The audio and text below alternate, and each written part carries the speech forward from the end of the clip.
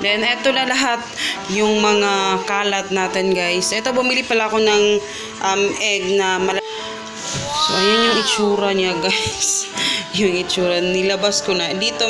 So, eto na siya, guys. Yung ating pansit. Wala siyang gulay kasi yan lang yung available namin sa ref. Itong pag-aasawa, guys, is, hindi siya dinesign ni God para magkahiwalay kayo, magkalayo. Kasi syempre, kaya nga kayo naging mag-asawa kasi iisa na kayo. May tawag dito, nagkaroon ng iba doon sa ibang bansa. Kasi syempre, yung pag-aasawa, guys, kailangan ng physical contact.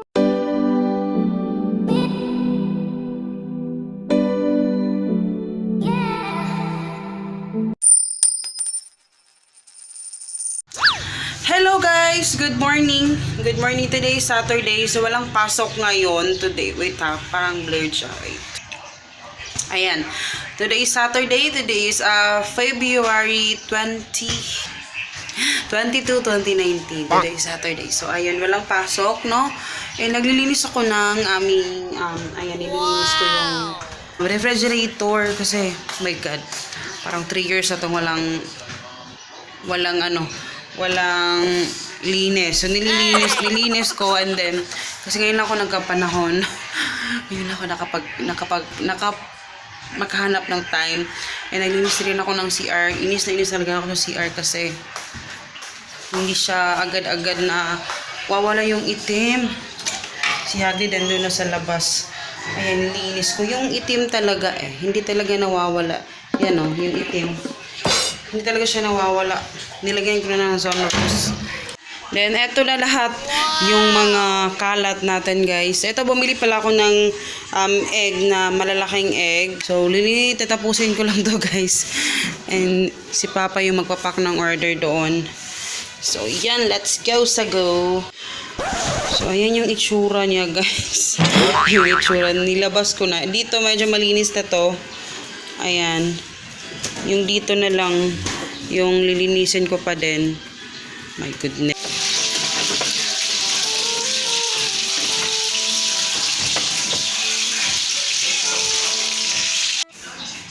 Hello guys! Good morning! Nagmas ako kasi naglinis ako ng CR pala. Yeah, ayan. Today pala is Sunday, ha? Today, ayan naman, masilaw na naman. Today is Sunday, January, anong petsa ngayon, ha? Tingnan ko muna. Bakit nakakalimutan ko yun? Today is February 24, 2019.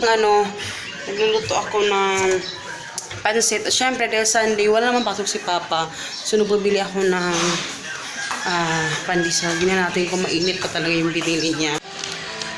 Ayan. Mainit pala talaga siya. So, ako nagluluto. Ayan. Naubusan kami ng tawag dito. Onion. Nakabili ako sa labas 8 pesos. Diyos ko, Lord. Ang mahal.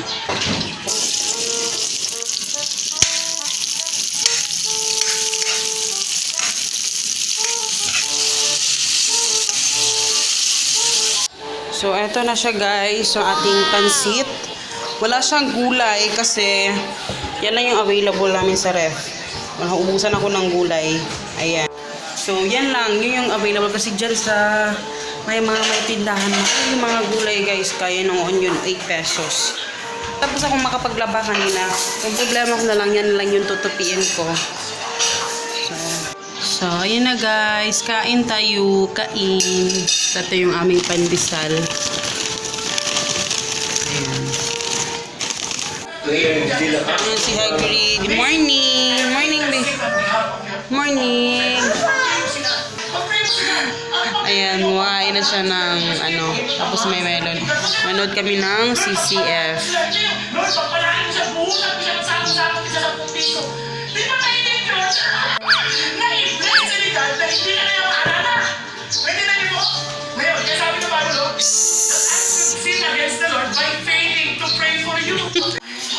Hello guys! Nakapag-vlog kasi kami kanina, family time lang. And then, manonood kami ng movie guys. Maglalagay kami, inilabas namin yung foam. So, ayan yung aking pamilya.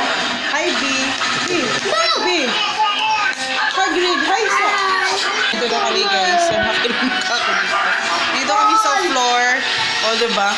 Ibalay niyo yung trip namin, yung pinapanood namin, no? Shopping cart. Wala si Bam. Asan si Bam Marbiara? Ang ingay sa labas. May nagpa-basketball kasi doon eh, kaya maingay siya. Ayun, kinakain ko na to yung aking biscuits. Ngayon nga, hindi ako nakapag-vlog kahapon nga kasi nga, nag-family time kami, hindi na ako nakapag-vlog and bibilhin. Bukas na ako mga-grocery kasi ngayon wala si Papa. Hindi siya mamaya, mga 4 p.m. siguro, 4 to 5 p.m. Punta siyang Valencia. Yan yung setup namin guys. Yan yung lagi yung setup namin pag doon talaga nung first time na pumunta siya doon sa Valencia. Doon siya natutulog sa minsan sa hotel or sa ano. Na-miss ko talaga. Hindi kasi ako sanay na hindi ako sanay na magkalayo kami talaga. Wow. Charot. Pero totoo talaga, totoo. Sanay talaga. Kaya medyo nahirapan ako nung una. Ano kasi si Papa, kasi may nakakaalam. Hindi ka ata na-share. Na-promote si Papa. Since nung na-promote siya, nag-increase din yung sahod niya. Yes, nag-increase siya. Parang nag-double yung sahod niya. Yun nga, kailangan niya magbiyahe doon sa ibang outlet. So yun yung mahirap. Yung first talagang hirap na hirap ako guys. Chika lang tayo kasi wala naman akong vlog. Tsaka isasama ko tong vlog na to ngayon sa kahapon. Kasi konti lang yun eh. Yun nga, na-promote siya, yun nga, may kapalit naman. Kailangan niyang magbiyahe. So, nahirap ako nung una kasi hindi ako makatulog. Kasi feeling ko hindi secured yung feeling na parang basta, may ibang feeling talaga. Iba pa rin talaga pag kasama mo yung asawa mo. And then, yun. Nung una, hindi talaga ako pumayag na, sabi nga, doon siya i-assign. Buti na lang, pinapabalik-balik pa rin siya dito. Kaya, pumayag ngayon ako. Yung mga realization ko sa pag may asawa ka na, may pamilya ka na, yun yung tanang mag-sacrifice para sa family mo. Puro sarili mo yung iisipin mo. Pero, kasi nung una talaga guys, na nag-decide kami ni Papa nung doon nga siya i-assign. Basta kailangan niya mag-rent doon para doon na siya ma-assign. So, napag na namin yun na talagang, na ako na, syempre, hindi pwedeng kami andito, nandun din siya. Aside sa magdodoble na yung gastos namin, malayo pa kami. So, ang sobrang hirap nun. So, decided na kami doon na, na doon na lang kami magre-rent, doon lang kami titira. So, napag-decide talaga kami doon. Kasi wala kaming choice. Wala kaming choice talaga kasi isa sa talaga pinagkukunan talaga namin is yung sahod naman talaga ni Papa. So, ang hirap na nandun siya tapos nandito kami. Paano kung matagal siya sa trabaho pag hindi siya pumayag? So, sabi ko, napag-isip-isip ko na talaga na doon na kami magre-rent. Siya guys, medyo malayo siya, yung Valencia. Ay, hindi siya ganun kalayo. Pero para sa akin, malayo na yun.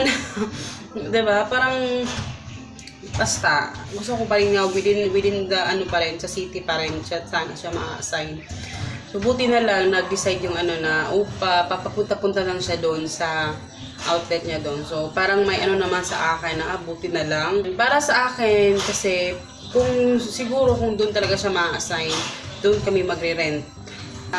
Gumagawa, sa akin lang to guys kasi marami sa atin dito talaga nagiging reason ng pag-ihiwalay is really yung nasa ibang bansa, nasa malayo yung asawa nagtatrabaho. Ako, hindi ko talaga gina-judge yung mga ganong pangyayari dahil parang typical na yun na nangyayari talaga. Kasi even sa family ko guys, nangyari yan nung nag-abroad si Mama. Oo, hindi ko na lang pa-anuhin kasi syempre patay na yung papa ko. Pero may mga ganong ano din, may mga ganong issue din na ganon. Para sa akin lang naman, itong pag-aasawa guys, is, hindi siya dinesign ni God para magkahiwalay kayo, magkalayo. Kasi syempre kaya nga kayo naging mag-asawa kasi iisa na kayo. Iisa na kayo. At yung pagiging mag-asawa is syempre, 'di ba, submit to your husband. Paano ka magsasubmit kung hindi mo naman kasama yung husband mo, ikaw din yung father, paano ka naman magsasubmit, 'di ba, kung wala naman yung wife mo. So, mahirap, 'di ba? Mahirap. Kaya hindi talaga siya dinesign ni God para magkalayo. Pero syempre sa panahon ngayon na medyo mahirap yung buhay, minsan napipilitan tayo na mag-abroad. Like, sa mother ko before, yun yung na gusto talaga mag-abroad dahil nga, mahirap. I think hindi din masamang maghanap buhay sa ibang bansa. Pero, ikaw din asawa, maghanap ka rin ng paraan na, alam mo yun, makaipon ka ng mas mabilis para mas makabilis din makauwi yung asawa mo. Maghanap ka ng paraan. Hindi pwedeng ilang taon na yung asawa mo dun sa abroad, wala ka pa rin ipon. So, mas matatagalan pa siya dun, 'di ba? Pabalik-balik na siya kasi wala kang ipon. Then yung iba naman, yung nasa Australia na, yung mga lugar na pwede mong bitbitin yung pamilya mo doon, na kahit ilang taon na siya doon, hindi pa niya binibitbit yung pamilya niya doon, hindi pa niya ginadala. Parang mahirap na din yun. Kasi di ba mayroon ng mga nagti-trending na mga na ganyan nga, may nagkaroon ng iba doon sa ibang bansa. Kasi syempre, yung pag-aasawa guys, kailangan ng physical contact talaga. Yun yung talagang pinapaninindigan ko talaga sa aming relasyon ni Papa. Kaya naghanap din ako ng way. Si Papa, nag-ano rin si Papa. Ingay ng aso, uy. Nag-ano din si Papa, na gusto niya mag-abroad talaga. Ganyan. Pero sa akin, ayoko talaga kasi na-experience ko na yan. Siyempre, na-experience ko na yan dati nung bata pa ako. At maraming na-sacrifice talaga. Sobrang daming na-sacrifice. And hindi ko nalang iisa-isahin kasi sobrang dami. Hindi talaga nakasabay. Ayan. And para sa akin talagang pinapanindigan. Hindi man ako successful sa mga ginagawa ko sa ngayon, pero masasabi kong successful ako sa pagpapaano sa aking pamilya talaga. Kasi masasabi kong iba yung family ko sa ibang pamilya talaga. Masasabi kong swerte ako. Pero yung pagiging swerte ko, kaakibat nito is syempre pinaghirapan ko tong pamilyang to talaga. Talagang pinag-effortan ko talaga to lahat kasi lahat, nag-effortan ko lahat. Talagang pinagsilbihan ko si Papa. Pero hindi lang basta pinagsisilbihan yung asawa. Kailangan din nila ng hindi tinatalakan kasi yun talaga yung number one. And then, syempre hindi mawawala yung SEX. Wow! Sabihin mo natin na pero importante yan guys talaga sa mag-asawa. Alam natin yan. Sinasabi ng iba, be a mistress to your husband, which is totoo talaga yon. Totoo yun. Mistress to your husband talaga. And, tapos may mga kasi mas matured akong mag-isip kaysa kay Papa. Alam, feeling ko yung family ko lang talaga yung matatawag kong akin. Kasi nga, diba, kulang ako sa pagmamahal. Kasi sipod ko, kulang ako sa pagmamahal ng pamilya, kaya yung akin ngayon is pinagkakaingat-ingatan ko talaga siya. As in. Tapos malagay sa amin, sabi, puti ko na daw. Hindi.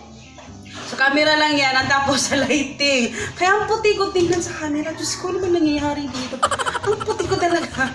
Hindi ko alam. Pero sa totoong buhay, hindi talaga ako maputi. Yung pinakaano ko sa inyo guys, yung pag-aasawa, hindi siya dinesign ni God para magkalayo. Eh kung wala naman kayong choice, wala kayong option na ganyan, kasi kailangan talaga yung matrabaho sa abroad, mag-effort ka, ikaw asawa, mag-effort ka na mag-ipon. Kasi sayang naman yung yung time na malayo sa inyo tapos wala kang naipon, wag yung puro dahil lang may naipon na kang bahay, ganyan. Hindi. Kasi pagdating niya, kahit may bahay kayo tapos wala kayong pera, nga pa rin kayo. So maipon kayo. Tapos saka wag mataranta mag-invest sa mga kasi maraming na scam, ganyan. and maging wise sa pera talaga. Nababasa sa Facebook, ganyan yung mga naghihiwalay. Uso-uso yan ngayon, yung ano, isang-uso yan. Kasi, wag din, kasi may mga, iba na kasi yung mga girls, yun yung medyo, ano, iba na din kasi, kahit gano'n ka pa kaganda, gano'n ka pa kabait na asawa, kung may mang tutukso, matutukso talaga yung lalaki pag, like, ay, nako, basta. Yun na. Kasi parang uso-uso yan. Minsan, ako din natatakot din ako sa ganyan, guys. Natatakot ako talaga, totoo. Yan na, pag dumating yung time na kumabet, diba? Nakakatakot din. Pero syempre, ako kasi yung klaseng tao na talagang ine-expect ko na expect the unexpected ako eh. Hindi ko iniisip na perfect si Papa. Talagang inaantay ko na magkamali siya. Sabi ko, Papa, inaantay ko lang na magkamali ka. Hindi ko in-expect na magiging talagang ano ka sa akin. Basta ako, gagawin ko lang kung ano yung dapat kong gawin as asawa mo. So, syempre, ayoko mag-expect ng ano, no. Pero, yun. Yan lang, guys. Tatapusin ko lang yung aking ang aking grocery bukas. Bukas na ako ng maaga para hindi ko kasama si Hagrid kasi nandito naman si Papa sa umaga. Mahihirapan kasi akong mag-grocery na nandyan siya. So magkapaalam na ako guys ha. Chika na tayo sa susunod. And I hope you guys enjoy. Follow nyo ako guys sa Facebook, Instagram, Our Family Budget. And mag-subscribe na rin kayo. And see you in my next video guys. Bye!